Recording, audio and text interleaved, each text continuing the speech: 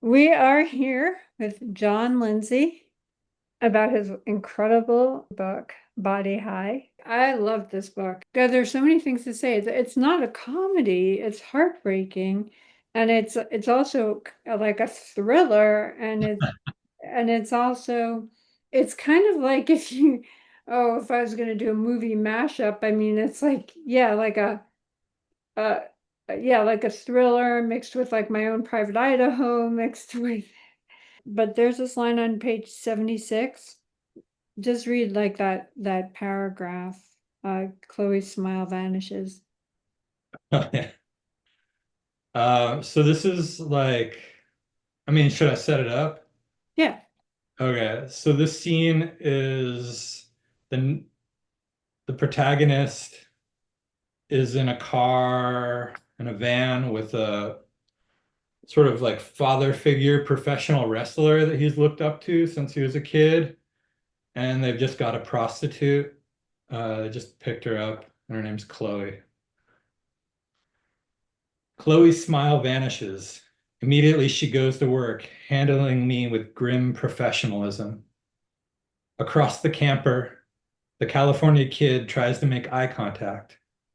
I can't stand to look at him, but also part of me wants him to be proud.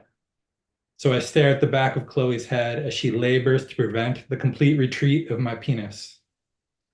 Her hair clip is a palm tree, but the shape could just as easily be a toilet scrubber. And all the palm trees in Los Angeles might be toilet brushes, scouring the sky, scratching at the shit bits clinging to the bowl of heaven. And the girl continues to suck in vain. And I think of Jolene vomiting into my toilet. Now it seems like a happy memory, lying beside her on the bathroom tile. And it occurs to me that it felt good because it felt like caring for my mom, and that I always felt best when I was a good son. Yeah, that I mean that little paragraph it encapsulates so much. It's like it's tragic, it's funny, and it's heartbreaking, and it kind of sets the situation. Um, Yeah, that's kind of like the sweet spot for me when I can that kind of like heavy like emotion mixed with like a little levity, like shadow and light, you know? was this the book you were writing when you were in the MFA program where you met Allie? Or is it? Yeah, the CalArts. Mhm. Um, yeah, I started it there. Yeah. And so I love I love what she said um about about reading your book. Everyone in his class was raving about it. He handed me pages like he was bestowing a great honor by letting me read his work, which in retrospect he was. But at the same time, I thought the pages he shared was rough and spastically written. Still, I could picture every scene like a movie in the theater of my mind, and I was flattered when I read a description of the love interest in the book, in which my partial in which my partial heterochromia Yeah, yeah. She has different color eyes. was Allie. her partial heterochromia. She has my eyes, I reported to John, expecting a profession of his developing feelings for me. He said, she's a composite of every girl I've ever slept with. Dude, smooth. When did you know that you wanted to be a writer? Oh man, from a really young age, in elementary school, like, you'd get the spelling words, and I had this teacher in like fifth grade who would make us use the spelling words in a story. And I would write these stories, and I would get like really good feedback from the teacher. Like she was like really impressed. And then I started like going further and like writing like plays and like having my like classmates like act them out. these little kids. Uh, yeah, I think I was pretty lucky. Like when I was young, I didn't really have like any like super gnarly things happen to me, but it was like all like building and like I didn't really realize like my mom was mentally ill. She was just like a really good mom who was like really into me and like attentive and like to like a kind of like a crazy level.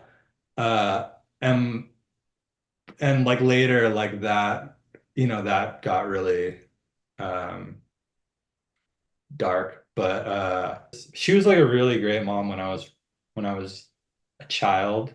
But then by the time I was like a teen, it was suffocating. And then by the time I was like 18, she just like quit. Like I think that, I was 18 and I didn't really need her anymore. And then like she didn't really have a reason to go on.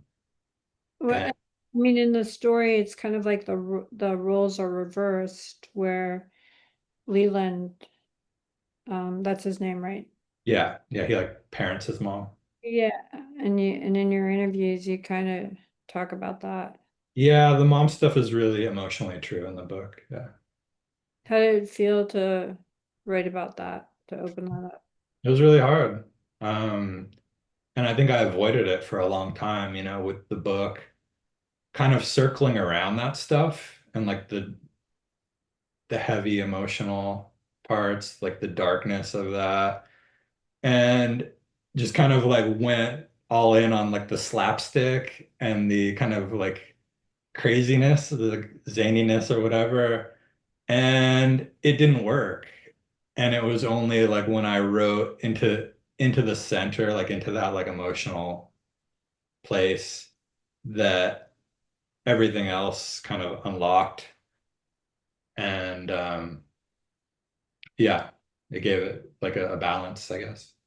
Yeah, it's funny how we do that. I was that it's funny you have the book Harold's End, which is like out of print. It's done by the small press of Last Gasp. Yeah, beautiful. But it started as a story for McSweeney's, and I was working with Dave Eggers, and I kept trying to make it like kind of funny. And I was into like this writer, Arthur Bradford, and he was like, well, you're writing a good Arthur Bradford story about a bad JT Leroy story. And I was dancing around. Right. I couldn't get away from like, how do I get in? And suddenly it clicked. And I stopped trying to be cute and funny.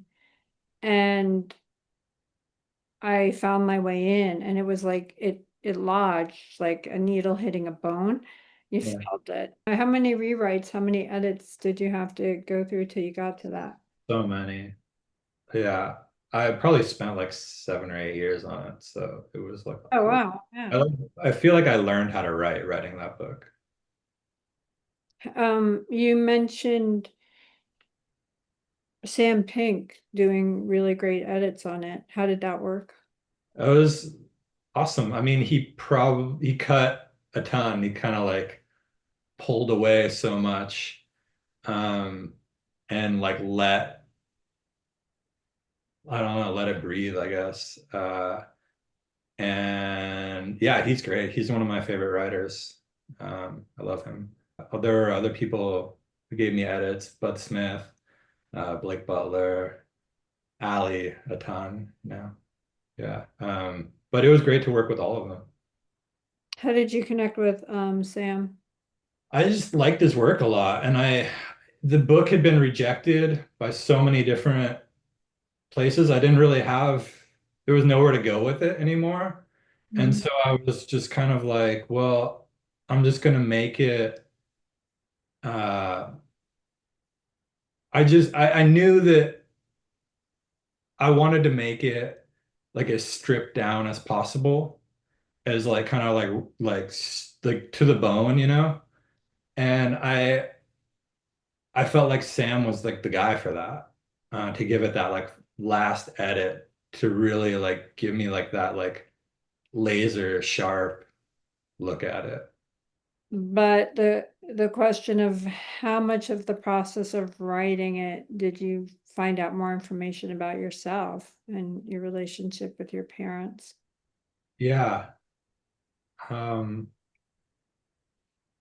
a lot. I think that's kind of the heart of all my writing, really, is that like self-discovery. Because I don't think I understand myself very well, or haven't like historically. I think I've had to kind of numb out in a lot of ways emotionally. And with Body High, I think I started to kind of excavate a lot of that stuff that I had blocked out. Uh, and with the new book I'm writing, it's more nonfiction. I'm like I like to call it like a nonfiction novel. Uh, and it's all about that. It's all about just like fucking understanding myself.